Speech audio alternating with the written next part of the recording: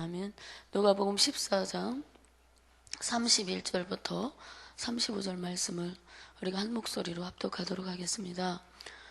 또 어떤 임금이 다른 임금과 싸우러 갈 때에 먼저 앉아 1만 명으로서 저 2만 명을 거느리고 오는 자를 대적할 수 있을까 헤아리지 아니하겠느냐? 만일 못할 터이면 그가 아직 멀리 있을 때에 사신을 보내어 화친을 청할지니라. 이와 같이 너희 중에 누구든지 자기의 모든 소유를 버리지 아니하면 능히 내 제자가 되지 못하리라. 소금이 좋은 것이나 소금도 만일 그 맛을 잃으면 무엇으로 짜게 하리요? 땅에도 거름에도 쓸데없어 내버리느니라. 들을 귀가 있는 자는 들을지어다 하시니라. 아멘. 편히 주무셨지요? 죄송하지만 오늘은 제가 좀 저희 집 이야기를 하려고 합니다. 어제 새벽 기도 드리고 새벽 예배 끝나고 기도를 드리는데 갑자기 이런 생각이 들었어요. 주님이 우리가 하나님을 사랑하는 것보다 우리 가정을 참 많이 사랑해 주셨구나, 이런 생각이 좀 갑자기 들었습니다. 그런데도 감사하지 못하고 하나님께 영광 돌리며 살지 않고 있구나, 이런 생각을 하면서 마음 가운데 회개가 있었습니다. 저희 가정을 목사 전도사로 부름을 받은 가족들이 많아서 생명을 살리는 이 큰일에 우리 가족들을 이제 사용하고 계심에 대해서 내가 얼마나 깊이 감사했는가, 그런 것들을 이렇게 생각나게 하시면서 이렇게 기억하게 하셨어요. 생각해 보니까 그렇게 크게 감사하면서 하나님 앞에 영광 돌렸던 그런 기억들이 요즘에 없다라는 것을 깨닫게 됐습니다. 그냥 자연스럽고 당연하게 여겨졌었거든요. 세상의 어떤 지위보다도 소중하고 귀한 것인데 그것을 소중하게 여기지 못하고 큰 은혜를 하나님께 진심으로 고백하지 못했던 것들이 하나님 앞에 회개가 되었습니다. 그래서 하나님, 그냥 감사합니다, 감사합니다 그러면서 눈물이 하나님 앞에 이렇게 그냥 흐르더라고요. 그래서 다 목회자니까 물질적인 풍요로움이나 세상의 자랑거리는 없어요. 그렇지만 하늘의 영권을 가졌는데 왜 감사하고 감격하며 살지 못했을까라는 그런 마음이 밀려왔습니다.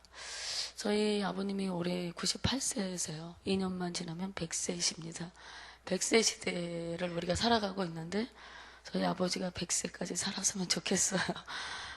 그런 생각이 있습니다. 이제는 연세가 있어서 자전거를 못하니까, 자전거 타고 이제 노방전도 다니셨는데 못하니까 전동차를 이제 타고 다니시잖아요. 그러면서 전동차 타고 서울숲과 유원지, 뚝섬 유원지를 다니며 노방전도를 하고 계시죠. 우리 자녀들이 아버지를 참 아끼고 사랑합니다. 그런데 우리가 아버지의 핍박자예요. 핍박을 잘해요, 저희들이. 노방전도 하고 다니시는 아버지에게 이제는 그만하시라고. 이제 좀 있으면 100세인데 그 연세에 그러고 다니시는 분이 어디 있느냐. 그러다가 다치면 어떡하냐. 요즘 누가 그렇게 노방전도 하는 사람들이 있느냐. 그러면서 남들한테 피해 주지 마시고 이제 좀 그만하세요. 사탕 가지고 다니면서 이제 유원지에서 노인분들에게 나눠주고 있는데 누가 요즘 사탕 먹어요, 아버지. 먹는 게 흔한 세상이에요. 이제 그만 좀 하세요라고 우리 자녀들이 가끔 아버지를 핍박을 해요. 오직 예수님밖에 모르시니까 어떤 때는 우리 아버님 좀 너무 심하신 것 같기도 하고, 자식들보다 주님 일을 먼저 생각하시니까 좀 서운할 때도 좀 많이 있거든요. 그래서 우리 자녀들이 아버지를 그래서 가끔은 핍박을 합니다. 그래도 많이 사랑하고 존경하고 있습니다. 우리끼리 있을 때만 얘기해요. 아버지 같으신 분 없다. 그래서 이제 그래도 시대가 변해서 요즘 노방전도 안 한다 그러잖아요. 그건 무식한 방법이다. 뭐 시대가 달라졌다. 그렇게 전도하면 안 된다. 다른 사람들이 이런 말을 하니까 우리 자녀들도 체면 때문에 덩달아 아버지에게 이제 싫은 소리를 하고 있습니다. 그러면 아버지는 이렇게 하세요. 눈을 딱 감고 묵묵히 앉아 계셔요. 우리가 막 이제 자녀들이 앉아서 하지 마세요, 그러면 안 됩니다, 막 이렇게 공격을 하잖아요. 아버지 눈 딱 감고 묵묵히 앉아 계시다가 이렇게 말씀해. 그래도 다 듣는다. 그래도 다 받는다. 아니야, 다 좋아해. 아버지가 살면 얼마나 사냐. 하나님 앞에 가기 전에 한마디라도 더 전하고 가야지. 하나님이 무섭지 아버지는 사람 안 무섭다, 이렇게 말씀하시거든요. 그런 말씀 외에는 아무 말씀도 안 하세요. 전도하니까 값이라도 내놔라. 그런 말도 하실 만한데 절대로 자녀들한테 손 안 벌리시거든요. 그래서 이제 뭐 자녀들이 용돈 같은 거 생활비를 모으셔서 쪼개고 11조 감사한금 하시고 전동분 하시고 일주일에 한 번씩 또 택시 타고 작은 것이지만 그거 후원하려고 탑골 선교회, 이제 거기 파고다 공원 쪽에 탑골 선교회 있어요. 거기를 다녀오십니다. 그곳은 소외되고 어려운 사람들이 와서 무료 급식을 받는 곳이에요.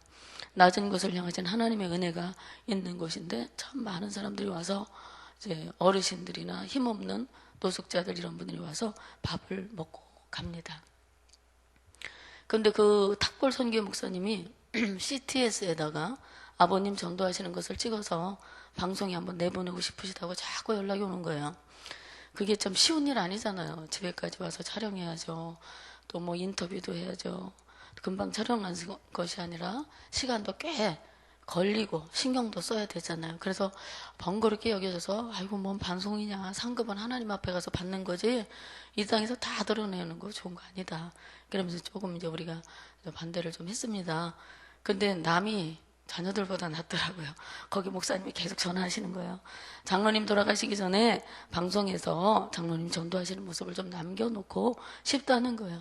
기도할 때마다 그런 생각이 자꾸 든대요. 얼마 남지 않으신 것 같다. 그래서 이제 그분들이 이제 CTS에서 또 미루답니다. 며칠 전에 왔다 갔어요. 그래서 이제 얘기를 들어보니까 CTS에 사업 건축할 때 복음 전도하는데 후원을 좀 많이 하신 분들을 만나서 취재해서 방송으로 내보내는 프로래요. 그래서 집에 계실 때는 아버님이 주로 성경을 읽는 시간 외에는 기독교 방송을 24시간 틀어놓고 계세요. 그냥 계속 틀어놓고 계시는 거죠.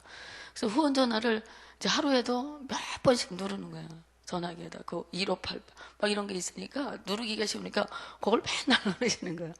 뭐 어려운 사람도 저기 후원하십시오. 그럼 그거 누르고 또 기독교 사업 뭐 건축하는데 뭐 누르십시오. 그럼 또 그거 누르고 하루에도 몇 차례씩 눌러요. 전화 요금은 굉장히 많이 나오죠. 그러니까 방송국에 후원을 많이 하신 분으로 이제 아버님이 등록이 된 거예요. 그래서 결국 CTS에서 와서 하루 종일 걸려서 촬영해서 며칠 전에 찍고 가셨다고 합니다. 참 감사한 일인데 감사함을 드리지 못한 것이 주님 앞에 회개가 되고 죄송하다는 마음이 들었습니다. 남에게 작은 것이만 늘 나누려는 그런 모습을 보면서 참 성도는 저렇게 누가 뭐라거나 말거나 묵묵히 소신껏 자기 길을 가는 것이 마땅한 것 같다라는 마음을 가졌습니다. 제가 저희 집 자랑하는 것으로 오해하지 마시기 바랍니다. 방송국에서 방송을 하려는 목적도요. 그 연세 예수 믿으라고 외치는 할아버지를 보고 사람들이 도전받기를 원해서 취재를 하기로 했다고 하는 것입니다. 오늘 본문으로 이제 돌아가겠습니다. 어제까지 말씀을 통해서 얻을 수 있는 깨달음은 우리 주님은 맹목적인 굴종을 바라시는 분이 아니라 따르는 자들에게 수지타산을 계산하라고 하셨어요.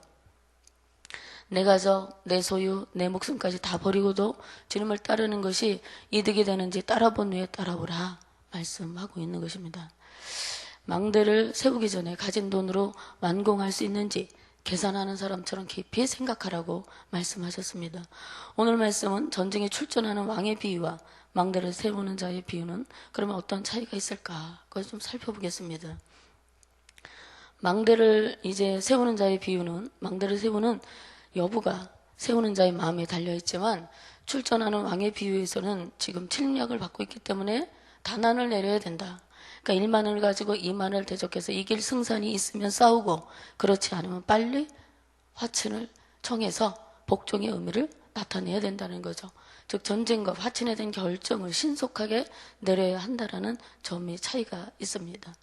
출전하는 왕의 비유에서는 전쟁과 화친이라는 두 가지 길밖에 없다는 것을 강조하고 있는 거죠. 전쟁도 안 하고 화친도 안 할 수 있는 중립적인 상태는 존재하지 않는다는 거죠. 이와 마찬가지로 그리스도의 제자가 되려는 사람들의 앞에는 하나님과 화친하느냐 아니면 하나님과 대적하느냐 이 두 길밖에는 선택의 여지가 없다는 것입니다. 그런데 이런 선택은 여유를 두며 천천히 생각할 문제가 아니라 전쟁에 출전하는 자처럼 단호하게 바로 지금 결단을 내려야 한다라는 것입니다. 우리는 지금 이 순간이 하나님께서 어떤 것들을 요구하실 때, 선택의 기로 있을 때나 고린도후서 6장 2절에 기록된 말씀처럼 내가 은혜 베풀 때에 너를 듣고 구원의 너를 도왔다 하셨으니 보라 지금은 은혜 받을 만한 때요 보라 지금은 구원의 날이로다 라는 말씀을 기억해야 되는 그런 때라고 생각을 합니다. 지금이 가기 전에 머뭇거리지 말고 하나님과의 화목을 결단해야 하는 거예요. 주님을 따르는 삶은 순간순간이 영적인 전쟁입니다. 전쟁이 임하는 사람은 우선 병력을 점검하여 승패를 헤아려 보고 신속한 판단을 내릴 줄 알아야 하는 것이죠. 마찬가지로 예수님을 따르는 제자들은 날마다 영적인 승리를 위해서 영역을 키우고 영적인 분별력을 얻어서 올바른 판단력을 그때그때 내릴 줄 알아야 합니다. 또 28절부터 말씀해 보니까 그 이와 같이 주님께서 누구든지 자기의 모든 소유를 버리지 않으면 능히 내 제자가 되지 못하리라. 이 사람이 항복하고 복종을 의미하는 마음으로 화친을 보내는 것 같이 누구든지 자기의 모든 소유를 버리지 아니하면 능히 내 제자가 되지 못한다 말씀합니다. 그러니까 물질에 대한 미련을 버리지 않고는 우리가 세상에서 주님의 제자가 진정한 제자가 될 수 없습니다. 주님을 따르는 사람은 세상의 탐욕을 버리고 세상의 지위와 명예와 물질과 권세에 대한 미련을 떨쳐 버려야 합니다. 모든 것 다 가지고 모든 것 다 취하고 모든 것 다 따라가면서 주님을 따를 수 없습니다. 여기서 버린다는 말에 해당되는 헬라어 아포타소마이는 사람과 관련되어 사용될 때는 작별 인사를 한다라는 의미고요. 사물과 관련되어 사용할 때는 포기하다, 버리다의 뜻을 가지고 있습니다. 그런데 여기에서 사용된 그 자기의 모든 소유를 버린다라는 말은 모든 소유물을 포기하라는 말이 아니라 자기 자신이 소유물의 주인이라는 의식을 포기하라는 말입니다. 자기의 것을 자기의 것이라고 주장하지 말아야 된다는 것이에요. 예수님을 따르려면 주님께 온전히 복종해야 한다는 그런 의미를 갖고 있습니다. 이것은 한순간이나 어느 필요한 시기에만 그렇게 사는 것이 아니라 매 순간마다 나의 소유가 그리고 내가 하나님의 것이라는 믿음으로 살아야 한다는 의미가 담겨 있어요. 이와 같이 예수님의 제자가 되려는 사람들은 자신이 소유한 모든 것이 내 것이 아니라 하나님께서 나에게 위탁한 것이라는 청지기 정신을 항상 기억하고 마음에 새겨야 한다라고 주님은 우리에게 오늘 말씀하고 계십니다. 주님 것이라고 맡겨드리면요, 흥해도 주님이 책임질 것이고요, 망해도 주님이 책임져 주실 것이니까 얼마나 마음이 편해요. 근데 우리가 맡겨드리지 못하니까 내 것이라고 움켜지고 쩔쩔매니까 속병도 생기고 성질도 사나워지고 인색해지고 그런 거예요. 그런데 내 것을 내려놓고 내 것이 아니라고 하는 거 쉽지 않지요. 어려워요. 내 것도 내 것도 내 것이라고 우기는 세상에서 우리가 살아가고 있어요. 그런 가운데서 내 것을 챙기고 지키기도 힘든데, 아니 내 것이 아니라 하나님 것입니다. 언제든지 하나님 필요하시면 가져가세요라고 말하는 것이 그렇게 우리가 말처럼 쉽고 간단하게 순종되어지는 것이 아니잖아요. 그러나 우리가 할 수 없는 것이라면 하나님께서 요구하지도 않으셨을 것입니다. 작은 것부터 내려놓는 순종의 훈련이 필요하고 작은 것에서부터 자기를 비우는 훈련을 통해서 하나님 앞에 모든 것을 자꾸만 내려놓을 때에 그것이 아주 없어지는 것이 아니라 오히려 하나님의 은혜로 더 풍성해지는 이 영적인 비밀을 경험하게 되면 비움의 즐거움이 우리 삶에 우리 영혼 가운데 가득하게 되는 것입니다. 청지기 정신 주님이 채워주시는 대로 감사한 마음으로 은사든지 물질이든지 시간이든지 하나님의 영광을 위해 사용하는 거예요. 또 마지막으로 34절과 35절 말씀에는 소금에 대한 이야기가 나옵니다. 이어서 소금은 녹음으로써 맛을 내잖아요. 그래서 썩는 것을 방지해주는 또 역할도 하고 있습니다. 소금이 짠맛을 잃으면 아무 쓸모가 없어서 내어버리게 되는 것입니다. 성도는 세상의 소금이라고 주님이 말씀하셨어요. 그러나 믿지 않는 세상 사람과 똑같이 우리가 살아간다면 맛을 잃은 소금이 되고 마는 거예요. 그래서 이 사람에게 밟히고 저기서 밟히고 여기서 밟히고 이런 사람은 교회에서도 세상에서도 환영받지 못합니다. 혹여라도 내가 누군가에게 그리고 무엇인가에 밟히고 있다면 내가 맛을 잃은 소금 같은 그리스도인이 되고 있구나. 그렇다면 빨리 주님께로 돌아가, 말씀으로 돌아가 회복되고 그 맛을 다시 회복해서 하나님 앞에 참으로 쓰임받는, 교회에서도 환영받고 그리고 세상에서도 환영받는 그런 온전한 그리스도인으로 변화될 수 있게 되기를 바랍니다. 사도 바울에게는 그리스도, 우리 주 예수 그리스도의 십자가 외에 결코 자랑할 것이 없으니 그리스도로 말미암아 세상이 나를 대하여 십자가에 못 박히고 내가 또한 세상에 대하여 그러하니라. 갈라디아서 6장 14절에 고백하고 있습니다. 여기서 십자가에 못 박혔다는 것은 뭐예요? 죽었다 하는 거예요. 죽었다. 예수님께서 십자가에 못 박혀서 죽었습니다. 우리도 예수님과 그리스도와 함께 십자가에 못 박혔다라고 말하고 있는 사도 바울의 고백처럼 우리도 이미 정과 욕심이 십자가에 못 박혔나니 라는 고백과 함께 신앙생활을 하고 있습니다. 죽었다는 거죠. 죽으면 쓸모가 없습니다. 이 말은 세상에 나에게 쓸모가 없고 나도 세상에서는 쓸모없다라는 뜻입니다. 성도는 오직 주님 중심으로 서서 주님 안에서 하늘나라를 얻어서 그 안에 거하는 자입니다. 주님 안에서 자기를 죽이고 주님이 나를 통해서 나타나게 해야 돼요. 맨날 나만 드러나면 안 된다는 거죠. 나의 자랑과 나의 욕심과 나의 명예와 그런 것들이 자꾸만 드러나면 안 되는 거예요. 나를 통해서 누가 나타나야 되겠어요?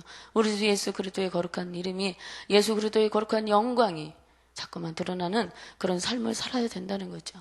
의와 평강과 믿음과 소망과 사랑을 가지고 하늘나라에 속하여 살아가는 사람이 바로 성도입니다. 여러분들의 삶에 의와 평강과 믿음과 소망과 사랑이 가득할 수 있기를 바랍니다. 그러므로 성도는 생각하는 것이나 말하는 것이나 행하는 것이나 기대하는 것이 세상 사람들과 달라야 돼요. 세상의 부와 영광을 바라는 자가 아니라 하나님 나라에서의 영광과 부함을 기대하며 살아가야 되는 것입니다. 그러면 먼저 그의 나라와 의를 구하는 그러한 심령으로 내가 성령으로 충만하고 하나님에 대한 기대가 가득하면 하나님께서 왜 우리에게 필요를 채워주지 아니하시겠습니까? 우리가 자꾸만 세상의 물질과 부귀와 영광을 취하고 그것을 따라다니니까 그런 것들이 자꾸 도망가는 거예요. 그러나 우리가 하나님의 나라와 의를 구하고 하나님의 영광을 먼저 바라는 삶을 살아가면 하나님께서 더해 주시는 축복을 허락하여 주신다라고 말씀합니다. 그리고 세상에 썩어질 것에 마음을 두거나 세상 냄새를 풍기지 않아야 됩니다. 오직 예수 그리스도의 향기를 나타내는 것이 바로 온전한 그리스도인의 삶이 되는 것입니다. 나를 아는 사람들이 나를 보고 하는 말이 저 사람 예수 믿는 사람 맞네 라고 인정하고 있다면 그리스도의 향기를 나타내고 있는 거지요. 성공적인 그리스도인입니다. 저 사람 예수 믿는 사람 맞아? 하면 어떤 거예요? 우리는 우리 자신을 돌아보면 내가 주님 안에 있는가? 내가 그리스도의 향기로서 살아가고 있는가? 나를 성도라고 주위에서 인정해주고 있는가? 나를 집사라고, 권사라고, 장로라고 그렇게 인정해주고 있는가? 그런 것을 좀 깊이 생각해 보셨나요?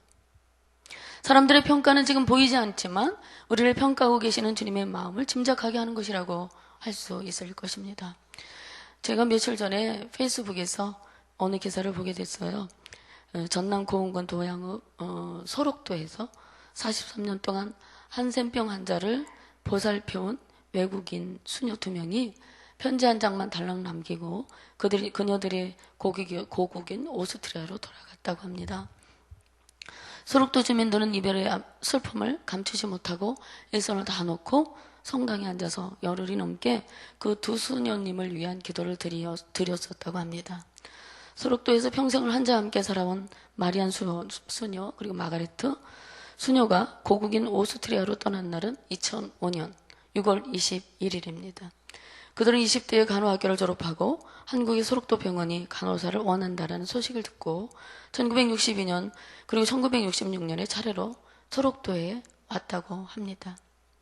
환자들이 말리는데도 그 냄새나고 고름이 가득 찬 상처에 약을 꼼꼼히 발라야 된다면서 장갑도 끼지 않은 손으로 그 상처에다 약을 발라줬고요.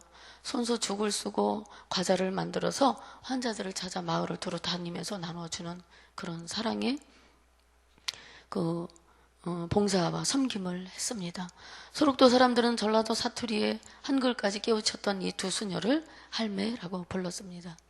꽃다운 20대부터 수천 환자의 손과 발이 되어 살아왔는데 지금은 이른의 그 당시 2005년 떠날 당시에 이른의 할머니들이 되었습니다. 본국의 수녀회로부터 오는 생활비까지 환자들 위한 우유비, 간식비로 그리고 치료받고 떠나는 사람들의 노잣돈으로 나눠줬다고 합니다. 이 두 수녀의 귀향길에는 소록도에 올 때 가져왔던 헤어지고 낡은 가방 한 개만 들려 있었다고 전해지고 있습니다. 43년이라는 세월을 당시 6천 명의 나환자들을 위해 정성을 쏟으면서 그들의 손과 발이 되어주다 떠날 때에는 요란한 송별회를 피하기 위해서 말없이 출국하면서 편지 한 장을 남기고 사랑하는 은인들에게 전한 말이 나이가 들어 제대로 일을 할 수 없게 되어서 우리들이 있는 곳에 부담을 주기 전에 떠나야 한다. 이야기를 했던 것을 실천하기 위해 떠나는 것이다 라고 이야기했다고 합니다. 부족한 외국인으로서 큰 사랑과 존경을 받아 감사하다. 저희들의 부족함으로 인해서 혹시 마음 아프게 해드렸던 일에 대해 용서를 빈다. 이렇게 이야기했대요. 그렇게 평생을 수고하고도 자기들의 부족을 용서해달라고 하는 겸손함은 너무도 값지고 거룩한 성품이 아닌가 생각해 봅니다. 오스트리아 사평 남짓한 그분의 방문 앞에는 한국말로 이렇게 써있대요. 선하고 겸손한 사람이 되라. 그리고 한국에 된 그림으로 마음은 소록도에 두고 왔습니다. 이렇게 말했다고 합니다. 종파를 떠나서 진정한 헌신이 무엇인가, 주님을 닮아 사는 삶이 무엇인가를 온몸으로, 온삶으로 보여주고 간 두 수녀의 얘기를 읽으면서 저는 많은 생각을 하게 되었어요. 제 삶을 돌아보게 되었습니다. 청직이란 무엇이며 소금처럼 마찰 내는 삶이란 무엇인지를 다시 한번 도전받게 되는 그런 시간이었습니다. 오늘 이 새벽에 주님은 나에게 뭐라고 말씀하시나요? 소금처럼 내가 맛을 내고 있느냐? 사랑하며 살고 있느냐? 내 이름으로 선한 일을 하고 있느냐? 너희 소유가 하나님의 것임을 알고 나의 뜻대로 사용되어지고 있느냐? 너는 나의 참된 제자이냐라고 물으신다면 우리가 이 시간에 어떻게 대답하시겠습니까? 기도하겠습니다. 하나님, 지금 이 순간이 하나님의 요청에 바로 응답해야 되는 시간인 줄 믿습니다. 오늘 이 순간이 은혜 받을 때요 구원의 날임을 믿습니다. 온전한 결단을 드리는 믿음으로 우리를 축복해 주옵소서. 소금이 짠맛을 낼 때 진가를 드러내듯이 주님을 따르는 우리 모두 주님의 성품과 언행을 닮은 주님의 제자 되게 하시고 또한 그리스도의 향기를 나타내는 믿음의 사람들로 하나님께서 우리를 축복해 주옵소서. 내일은 주일입니다. 주님을 만나는 기쁨이 우리 성락 공동체 가운데 가득하게 해주시고 영과 육의 고루 안식을 누리는 축복의 날 되게 해 주옵소서. 말씀 전하시는 담임 목사님이 영혼에게 강건을 주시고 말씀이 예리한 검과 같아 우리의 병들고 상한 심령 수술하시는 능력 있게 해주셔서 우리 영혼과 육의 기쁨으로 충만하게 채워 주옵소서. 오늘 성도님들이 가지고 나오신 삶의 여러 가지 문제와 기도에 하나님께서 신실하게 응답하실 줄로 믿습니다. 감사드리며 예수님의 이름으로 기도 올리옵나이다. 아멘. 우리 함께 공동기도문 예배 드리겠습니다. 우리 예배를 받기에 홀로 합당하신 창조주 하나님, 말씀삼 공동체가 주님을 예배할 때마다 영광을 받으시고 삼일째 하나님의 임재와 현존으로 응답하옵소서.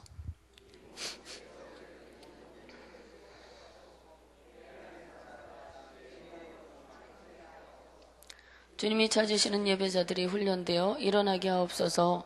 교회에 함께 모여 우러르는 공예배의 거룩한 감동을 세상에 흩어져 섬기고 나누는 삶의 예배로 살게 하옵소서. 아멘. 주기도문 하시겠습니다. 하늘에 계신 우리 아버지의 이름을 거룩하게 하시며 아버지의 나라가 오게 하시며 아버지의 뜻이 하늘에서와 같이 땅에서도 이루어지게 하소서. 오늘 우리에게 일용할 양식을 주시고 우리가 우리에게 잘못한 사람을 용서하여 준 것 같이 우리 죄를 용서하여 주시고 우리를 시험에 빠지지 않게 하시고 악에서 구하소서. 나라와 권능과 영광이 영원히 아버지의 것입니다. 아멘. 오늘 우리가 함께 드릴 공동기도 제목을 드리겠습니다. 지금 들은 말씀이 내 삶으로 이어지게 하옵소서. 내일 주일 예배와 말씀을 전하시는 담임 목사님과 예배를 돕는 모든 손길들을 복되게 하옵소서. 2015년 예배 말씀 기도 선교 운동에 하나님의 은혜와 복이 넘치게 하소서. 담임 목사님과 목회자들의 건강과 사역과 가정에 성령의 충만한 은혜 주옵소서. 교육부 여름 사역을 통해 학생들의 믿음이 새롭게 하시고 큰 은혜를 체험하게 하옵소서. DH학교 성경 캠프 중국 선교 나가 있는 왜 기도해 주시기 바랍니다. 임용 봉사 등 선교 현장 사역 가운데 팀원들 건강 주시고 안전사고 없게 하시고 오늘 돌아오시는데 하나님께서 그들의 또 귀국을 지켜주옵소서. 동행학교의 선생님, 학생, 가정들 모두 지켜주시고 선교사님들의 신분보장과 안전을 지켜달라고 이와 같은 기도 제목과 가지고 나오신 기도 드리시고 삶의 자리로 각자 돌아가시도록 하겠습니다. 기도하겠습니다. 하나님 감사합니다. 하나님 아버지, 하나님 앞에 우리가 드려야 되는 것은 복종입니다. 순전한 복종, 온전한 복종을 주님 앞에 드리며 하나님 우리 삶을 이끌어 가시는 주인 되심을 우리가 하나님 참으로 인정하며 살아갈 수 있게 도와주옵소서. 내 삶이라고 내 마음대로 사용하지 않게 하시고 내 시간이라고 내 물질이라고